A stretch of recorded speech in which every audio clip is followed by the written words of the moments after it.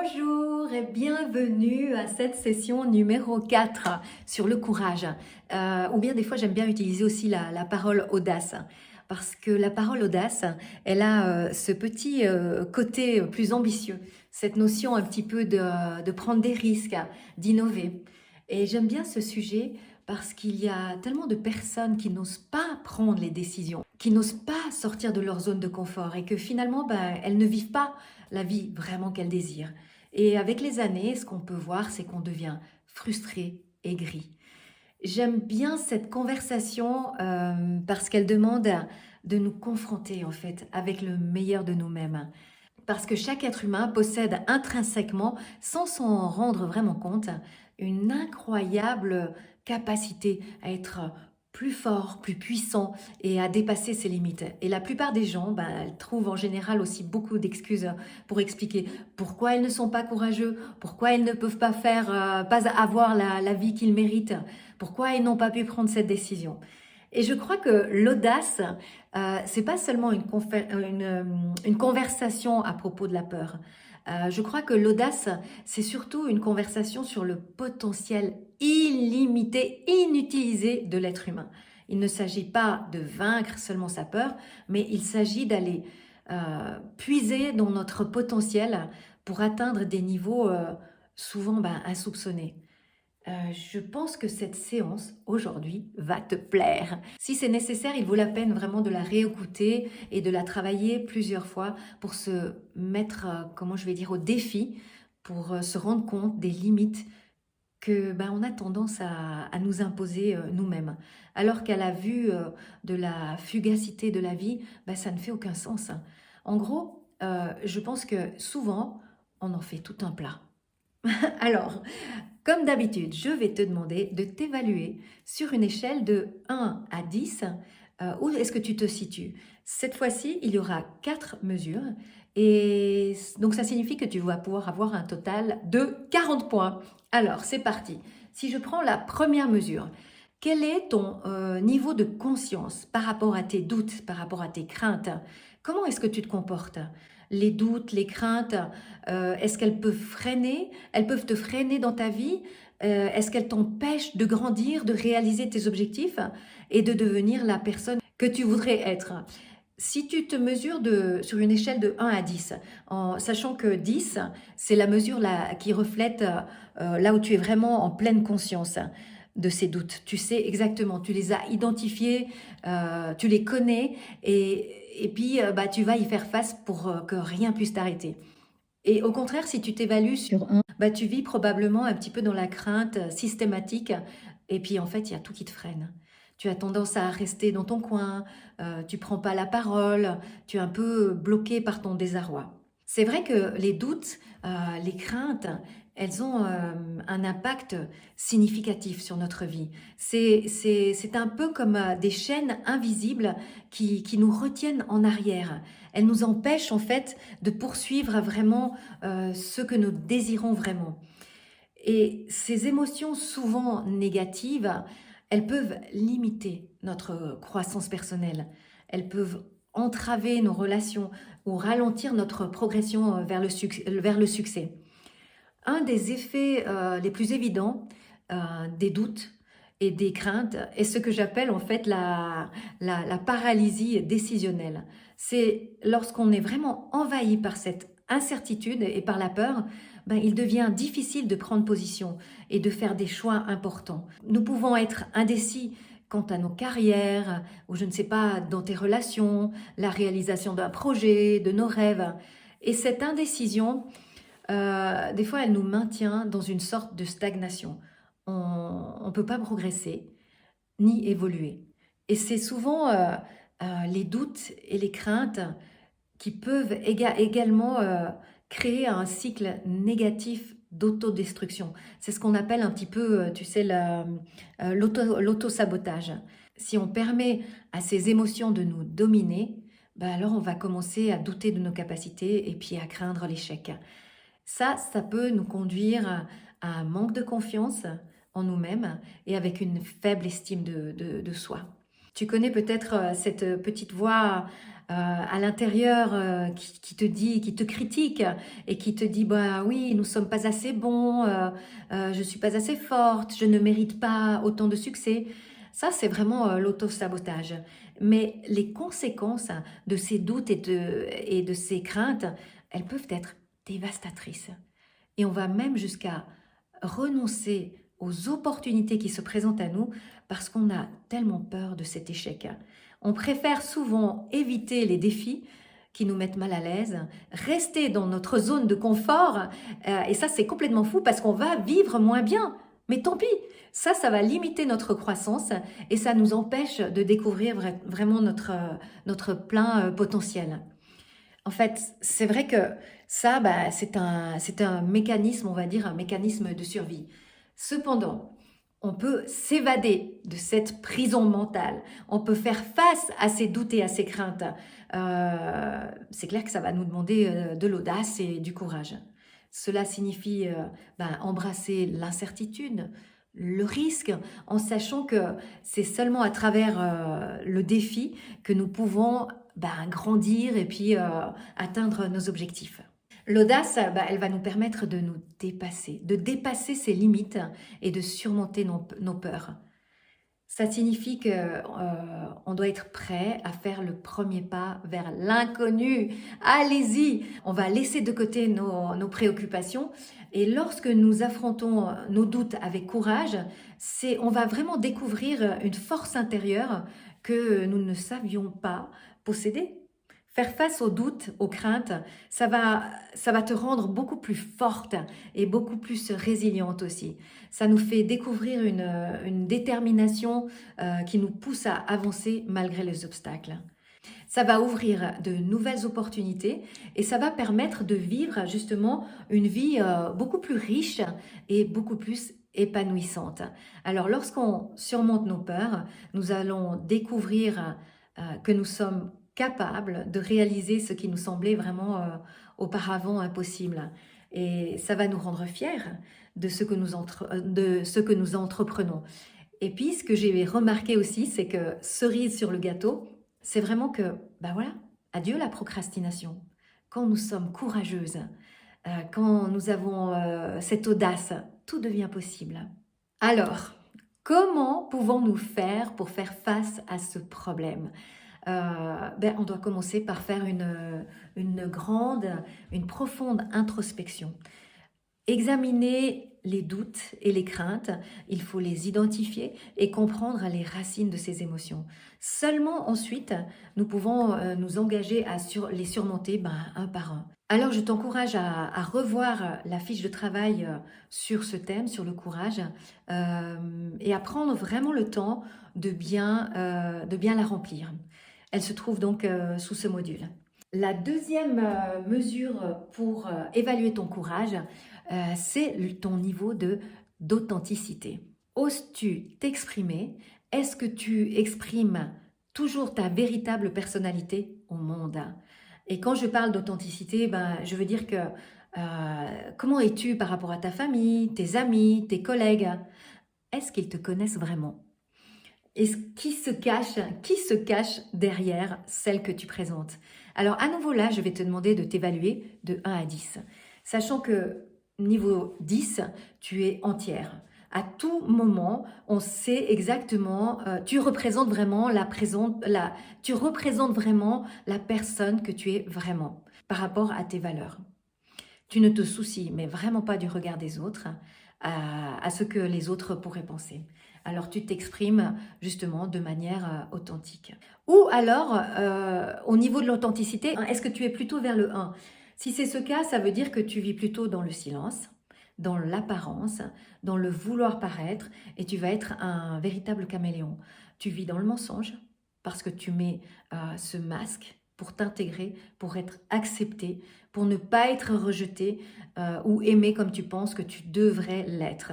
Là, tu ne penses pas que c'est vraiment un manque de courage de ne pas oser d'être soi-même, de dire de pas oser dire ce qu'on l'on pense, simplement parce qu'on a peur d'être jugé, peur de notre entourage? Alors, je te demande vraiment de faire cette évaluation de 1 à 10 en toute honnêteté. Personne ne te juge ici. Mais toi, tu ne devrais pas même te juger. Il s'agit juste d'une analyse, une lecture qui te communique une information. Et sur la base de cette information, ben, tu vas pouvoir construire, tu vas pouvoir déterminer qu'est-ce que tu aimerais changer pour te rapprocher de ce fameux 10. Pose-toi la question, quel défi tu devrais accepter dans ta vie pour te dire, ah voilà, là je suis vraiment quelqu'un, une personne avec du courage. Et je me rends compte de mes peurs, mais même si j'ai peur, j'y vais quand même. La troisième mesure, c'est sur une échelle de 1 à 10, accepter et affronter le changement. Comment te sens-tu par rapport au changement? Est-ce que tu es à l'aise? Ou au contraire, tu te dis, ouh, le changement, je préfère l'éviter. Alors, si tu vas t'évaluer à 10, c'est clair que bah, tu ne tiens pas en place. Chaque fois, tu es en phase de changement continuel, tu vis une vie super audacieuse, sans crainte. Chaque fois qu'il y a un nouveau défi, tu vas te précipiter vers ce nouveau défi. Tu acceptes que le changement fasse partie vraiment intégrante de ta vie. Là, on est à 10. Par contre, si tu te mets au niveau 1, là, c'est tout le contraire. Ouh, on est vraiment loin du changement. Ta vie est très paisible. Euh, si tout va bien, tant mieux. Mais si tu es frustré, c'est là qu'il faut vraiment considérer, faire une grande réflexion par rapport à ça. Tu sais que le changement, en fait, ça fait partie de notre vie. Si on regarde notre organisme, en fait, le changement, ça fait vraiment partie de notre vie. Si tu considères que chaque seconde, notre organisme produit environ 20 millions de cellules pour remplacer les cellules usées ou les cellules mortes, alors ça veut vraiment dire que nous ne sommes déjà plus la personne que nous étions il y a une seconde. Nous sommes en changement continuel. Et parfois, le changement implique des difficultés. Parfois, ça implique des peurs. Et d'ailleurs, c'est intéressant parce qu'au Japon, le signe du changement, non, c'est pas le signe du changement, c'est le signe de la crise, mais qui équivaut un petit peu au changement, c'est vrai, parce que souvent le changement nous met en crise. Et j'aimais bien cette définition du symbole japonais. Le signe du changement, ça représente en même temps, dans le même mot, ça représente les opportunités et le danger. Donc tu vois, on est toujours, c'est vrai, entre la recherche du confort, de la tranquillité, et puis d'un autre côté, on aimerait quand même que ça bouge un petit peu. Alors toi, où est-ce que tu te situes par rapport à ça? À 10 ou à 1? Bon, c'est clair que notre corps, en fait, et notre cerveau, il va toujours essayer de limiter, d'économiser un maximum d'énergie. C'est pour ça, pour nous préserver. Mais ça, c'était à l'époque où on devait survivre. Mais c'est un réflexe inconditionné qui revient chaque fois. Même qu'à l'époque, c'était pour la survie, pour préserver les forces en cas de nécessité. On devait se battre pour sa survie parce qu'on devait partir chasser, trouver la nourriture, chaque fois faire attention à notre sécurité. Donc ça fait vraiment des millénaires que le changement, il ne plaît pas à notre corps. Et c'est par définition, c'est parce qu'on sort de cette zone de confort, et puis il veut nous préserver parce que ça demande beaucoup d'énergie. Mais c'est là que nous devons gagner la conscience de ne pas seulement accepter le changement, mais éventuellement aussi de le provoquer. Parce qu'il est démontré par plusieurs études que l'une des plus grandes sources de motivation pour l'être humain, c'est de découvrir de nouvelles choses, de sortir de sa routine, de l'ordinaire, de vivre des sensations nouvelles. Mais ceci va te demander une ouverture au changement. Alors, j'espère que tu sois prête. On va arriver au 4e élément déjà pour mesurer ton niveau de courage et d'audace. C'est ta capacité à te relever. C'est-à-dire que quand tu échoues, est-ce que tu essayes rapidement de recommencer encore et encore? Lorsque les choses ne fonctionnent pas bien, la première réaction, est-ce que c'est soit, ok, on arrête, on passe à autre chose, ou de réessayer? Est-ce que tu cherches une autre façon d'aborder la question? Est-ce que tu deviens flexible et capable de t'adapter au même problème? Alors, à nouveau, c'est sur une échelle de 1 à 10, 10, ou au contraire, tu es dans le 1, plus proche du 1, et là, tu deviens un peu plus, tu commences à éviter le problème, parce que la première fois que tu as essayé, ça n'a pas marché, donc tu te dis, bon, ben voilà, si ça marche pas, ça marche pas, et tu laisses ton projet, ton rêve de côté. Et au contraire, donc tu vas mettre 10 si tu persévères, si tu essayes et si tu persistes. Si tu as plutôt ce côté beaucoup plus résilience en fait. Le courage, c'est vraiment cette capacité de s'y reprendre, d'essayer encore et encore. C'est comme le proverbe japonais qui dit que ben voilà, c'est telle est la vie, c'est de tomber 7 fois et de se relever 8 fois. C'est comme Edison qui a réessayé plus de 10 000 fois, plus de 1000 fois ou 10 000 fois, je ne sais plus, pour trouver cette ampoule à incandescence. Et heureusement qu'il l'a fait, parce que sinon on n'aurait pas de lumière aujourd'hui. Mais la vie, elle nous met au défi, elle nous met à l'épreuve et elle nous envoie des signaux qui nous disent vous devez affronter les situations difficiles, prendre des risques, sortir de votre zone de confort pour grandir, pour vous approcher toujours de plus en plus vers la meilleure version de vous-même. J'ai fait face à beaucoup de défis, c'est vrai, dans ma vie. Et j'avoue que ça n'a pas toujours été facile. Je venais par exemple de terminer mes études en relations internationales à l'université. Et malgré une carrière qui m'était promise dans le monde plutôt diplomatique, ben, je me suis rendu compte que cela ne me correspondait pas. J'avais besoin de quelque chose de plus concret, de beaucoup plus immédiat, où l'on puisse rapidement mesurer les résultats de son travail. Donc, j'ai décidé, contre l'avis, mais de tout le monde, enfin de toute ma famille, surtout de mes proches, de rejoindre une grande chaîne internationale de restauration. Et en commençant à travailler comme assistant manager dans les restaurants avec des horaires impossibles, mais cela m'a permis d'apprendre des compétences très rapidement, comme la gestion du personnel.